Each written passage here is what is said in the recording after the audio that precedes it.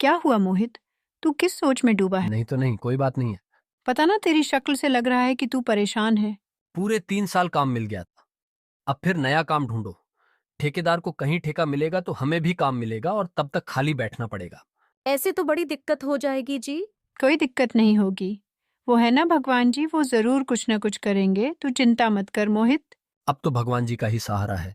मोहित शहर के कोने में एक कच्चे मकान में अपने पिता सुरेश, माँ मंगला और पत्नी रुचि के साथ रहता था। वो मेहनत मजदूरी करके अपना और अपने परिवार का पेट पालता था और दिक्कत ये थी कि कमाने वाला एक था और खाने वाले 7। अब 7-7 लोगों का पेट कैसे भरोगे? इसीलिए कहती हूँ, मुझे भी कुछ काम करने दो ना। धीरे बोलो, रुचि माँ और पापा उठ जाएंगे। वो तो ठीक है, पर मुझे भी अपना हाथ बटाने दो ना। पर मेरे होते हुए तू क्यों पसीना बहाना चाहती है? घर में तुझे कम काम होते हैं क्या, जो अब बाहर भी करेगी? क्यों आप सारा दिन खून पसीना एक नहीं करते हो? क्या तो मैं क्यों नहीं कर सकती? अच्छा ठीक है, देखता हूँ अब खुश। हाँ, बहुत खुश। और इसी खुशी में कल नाश्ते में मैं आपको पकौड़े खिलाऊंगी। पगली है तो। अगली सुबह रुचि ने पालक और बैंगन के पकौड़े बनाए और फिर वाह रुचि बेटा, पकोड़े तो बहुत अच्छे बने हैं। हाँ सच में, कसम से मजा ही आ गया। तुमने पहले क्यों नहीं बताया कि तुम इतने अच्छे पकौड़े बनाती हो? इसमें अच्छा क्या है, बस थोड़े मसालों की समझ होनी चाहिए और थोड़ा तेल का अंदाजा। पकौड़े न कच्चे रहे और न जलें, बस। और क्या?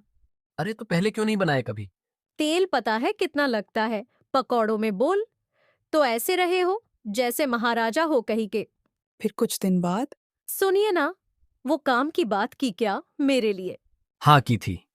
मैं जिस बिल्डिंग में काम करता था वह अब एक बड़ा कैफे बन गया है। वहां पेंटिंग के लिए कुछ औरतों की आवश्यकता है। ज्यादा काम भी नहीं है, पेंटिंग करनी है जिसके लिए 7-8 औरतें चाहिए। उनको कह रहे थे कि सैलरी भी ठीक दे देंगे।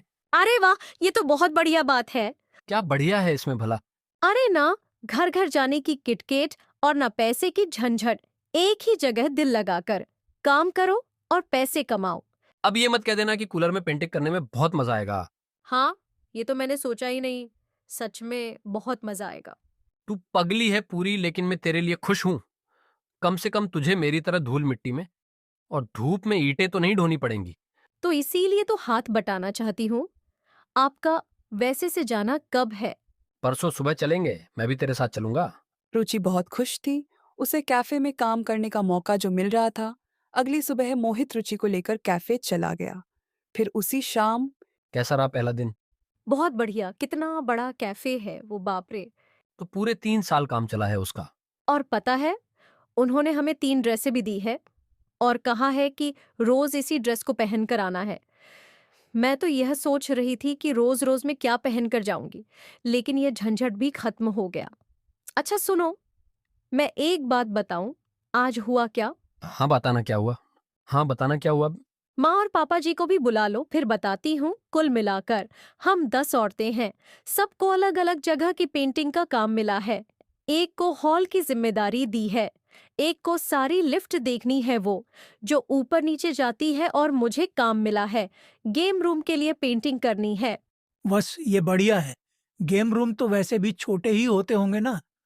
ना ना पापा जी, ये बड़ा सा गेम रूम है। अरे 7-8 तो गेम जोन है। सब एक से बढ़कर एक बना रखे हैं, बस मुझे तो पेंटिंग बनानी है। और बर्तन कौन धोएगा? उसके लिए तो बड़ी सी मशीन लगी है। वो अपने आप बर्तन धो के मांज के और साफ करके दे देती है सारी प्लेटें। अरे वाह, क्या बात है, ये तो बढ़िया है। मोहित, सुरेश और मंगला रुचि के लिए बहुत खुश थे।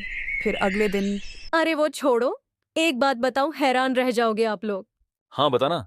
अब ये बताओ कि हमारे कैफे में एक प्लेट चीज मैगी पकौड़े कितने में मिलते होंगे? जरा अंदाजा लगाकर बताओ। हमें क्या पता, हमने थोड़े ही कभी खाए हैं चीज मैगी के पकौड़े। मैगी होगी करीब 20 रुपए का पैकेट। थोड़ा बेसन मसाले वसाले एक प्लेट में आते होंगे। 9 से 10 पकौड़े तो हद से हद 200 रुपए के होंगे। और क्या। क्या पापा जी, पूरे 400 रुपए की एक प्लेट मिलती है चीज मैगी पकौड़े की? वहां पर हाय दैया, और लोग खाते भी हैं इतने महंगे पकौड़े। हाँ बिल्कुल, खाते हैं। और पता है, वो तो वेटर लोगों को 100 से 150 रुपए अलग से दे जाते हैं, ऐसे ही इनाम में। अच्छा तो क्या वेटर बनाते हैं वो चीज मैगी के पकौड़े? ये सही है, मेहनत किसी की और इनाम किसी को। नहीं पापा जी, कुक लोगों को इनाम की जरूरत नहीं, उनकी तो सैलरी होती है कम से कम 50 से 60 हजार रुपए। महीना? हाँ और नहीं तो क्या। रुचि के ससुराल वाले बहुत चाव से उसकी बातें सुनते रहे और रुचि सभी उतने चाव से कैफे की बातें उन्हें बताती रही। ऐसे ही समय गुजर रहा था और फिर एक शाम माँ पापा जी, क्या हो गया, तुम चिल्ला क्यों रही हो? अरे बात ही कुछ ऐसी है माँ, जल्दी इधर आओ। ऐसी बात बताऊंगी कि आप सब हैरान। पर हुआ क्या है बेटा? पापा जी, पता है आज जब मैं गेम रूम में पेंटिंग कर रही थी तब बाकी खाने बनाने वाले कहीं गए हुए थे शायद, कपड़े वपड़े बदलने, तभी वहां हमारे कैफे के बॉस आए थे। उनको जानती हूँ पर वो मुझे नहीं जानते। तो फिर क्या हुआ? उन्हें लगा कि मैं भी कुक हूँ। उन्होंने मुझसे कहा कि बढ़िया से चीज मैगी पकौड़े बनाकर लाओ जल्दी। तू तो पेंटिंग वाली ड्रेस में होगी ना? नहीं पापा जी, वो काम करते हुए मेरी कुर्ती पर पेंट गिर गया था तो मैंने अपने घर के कपड़े ही पहन लिए, इसीलिए वो मुझे पहचान नहीं पाए। अरे फिर क्या हुआ? खाने बनाने वाले का इंतजार करने लगी कि वो आए और मैं उन्हें बताऊं कि बॉस ने बढ़िया से चीज मैगी पकौड़े मंगाए हैं। और फिर?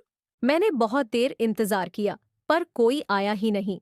फिर मैंने उठाया, बेसन और चीज फिर ली, मैगी और लगी पकौड़े बनाने में। फिर जब तक खाने बनाने वाले आते तब तक तो मेरे पकौड़े बनकर तैयार थे। प्लेट में बढ़िया से पकौड़े को सजाकर बॉस के ऑफिस में लेकर गई। रुचि बिना सांस लिए पूरी कहानी बताती जा रही थी और उसके ससुराल वाले एक टक उसे सुने जा रहे थे। तब पता चला कि बॉस के दफ्तर में कोई बहुत बड़े साहब बैठे हैं। साहब ने पकौड़े खाए और फिर पता है क्या हुआ? उनको वो पकौड़े इतने अच्छे लगे कि साहब ने झटपट से अपनी जेब से 500 के 4 नोट निकाले और मुझे इनाम में दिया। पूरे 2000 का इनाम? हाँ, पूरे 2000 इनाम। और फिर आगे तो सुनो। थोड़ी देर बाद बॉस मेरे पास आए और बोले, रुचि, मैं नहीं जानता था कि तुम यहाँ पेंटिंग डिपार्टमेंट में हो, लेकिन तुमने जो मैगी चीज पकौड़े बनाए थे वो सच में बहुत लाजवाब थे। तो कल से तुम पेंटिंग डिपार्टमेंट में नहीं बल्कि स्नैक्स डिपार्टमेंट में काम करोगी और तुम्हें मैं तुम्हारी सैलरी बढ़ाकर 40,000 कर रहा हूँ। क्या कहा, पूरे 40,000? माँ, आपके आशीर्वाद से देखो ना क्या चमत्कार हो गया। तूने तो कमाल कर दिया रुचि। अरे इतने पैसे कमाने में तो मुझे साल लग जाते। हाँ, एक बात और, अब क्या रह गया रुचि? परसों सुबह सब तैयार हो जाना है। पर क्यों, कहीं जाना है? वह रुचि अपने कैफे पहुंची और वहां एक टेबल के आसपास सबको बिठा दी और टेबल पे चीज मैगी पकौड़े रखे होते हैं।